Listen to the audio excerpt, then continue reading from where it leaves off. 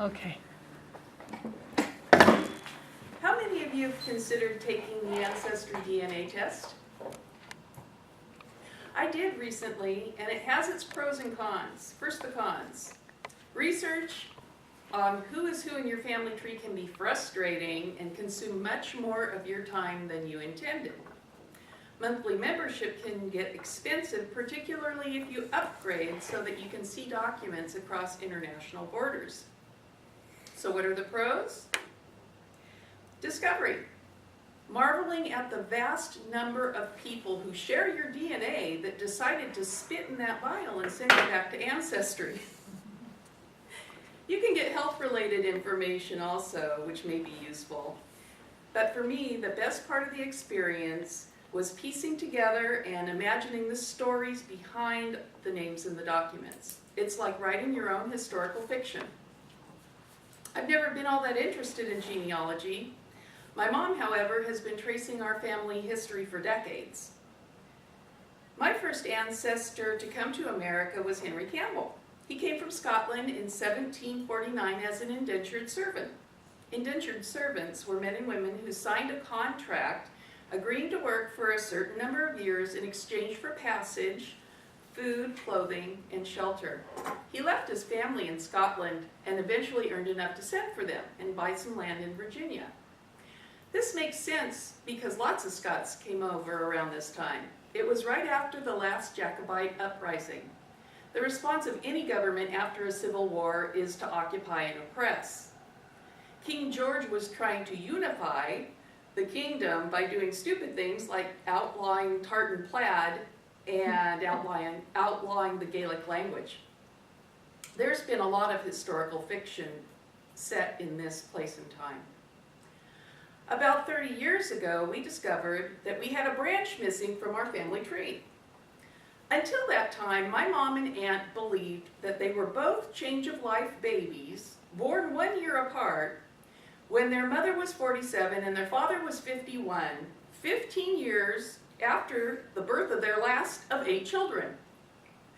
Now, when you say it like that, it seems kind of unlikely, but we don't question the things that we know. They did not discover this until my aunt had applied for Social Security and had to find a birth certificate. That's how they discovered that they were really my Aunt Edna's children. Too late to ask her, though. She had passed, and anyone who would know anything had passed also. When Ancestry had a 40% off promotion, I thought it would be fun to see if I could find out about the mysterious missing branch of my family tree. The process is easy. They send you a vial, you spit in it, you mix it, you seal it, and you mail it. Within 6 weeks, your results are ready.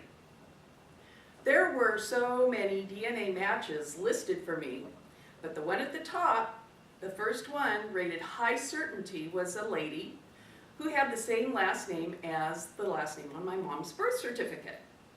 It was spelled differently, but phonetically it was the same. I started research on the name with the correct spelling and found my grandfather. I contacted my DNA match, who would probably be my mother's half-sister, to ask for more information and perhaps a picture, but she didn't answer. I could tell, though, by census information that he lived in the same area at the same time and was around the same age as my Aunt Granny Edna. My journey began searching and tracing his branch of my family tree. I fervently went to work adding the information that I did know to the website. Ancestry sends you hints connected to the names you add to your tree. These hints link records like birth, death, and marriage records, military records, census records, prison records, baptismal records, and information from other people's family trees. There were hundreds of these hints, and every time you confirm and add information to your family tree, you get more hints. It's like a jigsaw puzzle that is never complete. One piece fits into the next, and another piece joins them, and then it fits into more pieces, and hours can pass while dishes pile up and laundry lies mildewing in the washer. It was worse than when I found Pinterest. At the end, I had traced that branch back to the early 1600s, 11 generations. The first of my ancestors on that branch came to Canada from France in 1661. His name was Pierre d'Agenais. He was a farmer. At that time, it was common for the church to help arrange marriages. When I read that in 1664 he married Anne Brandon, a daughter of a king, I thought, what princess would go out into the wilderness to marry a farmer? But that's not what it meant at all. She was an orphan and a ward of the state. The Catholic Church brought her and others, voluntarily, I would like to believe, for the purpose of being a wife. Very early mail order bride, I guess. By the census of 1681, they had 6 children. He was listed as a farmer, merchant, and a tailor of clothes, so things are going pretty well, until 1689.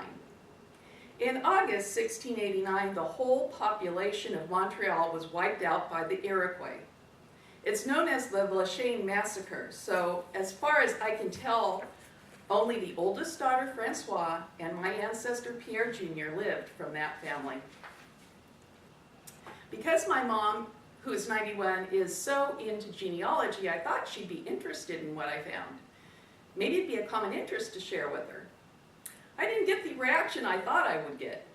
First, she told me that she didn't believe it, and then she told me you can't get a name from a DNA test. And then she dismissed Ancestry.com in general, telling me that they were all amateurs. Being that I had learned not to argue with her, that was the end of the conversation. That kind of ended the fascination for me. I had spent far too much time finding dead relatives and imagining what their lives were like while ignoring the live relatives around me. It was fun and captivating for a while, but I have come to realize that I share DNA probably with hundreds of thousands of people, each with their own story. And the ones that matter the most are the ones that are sitting there right on my couch.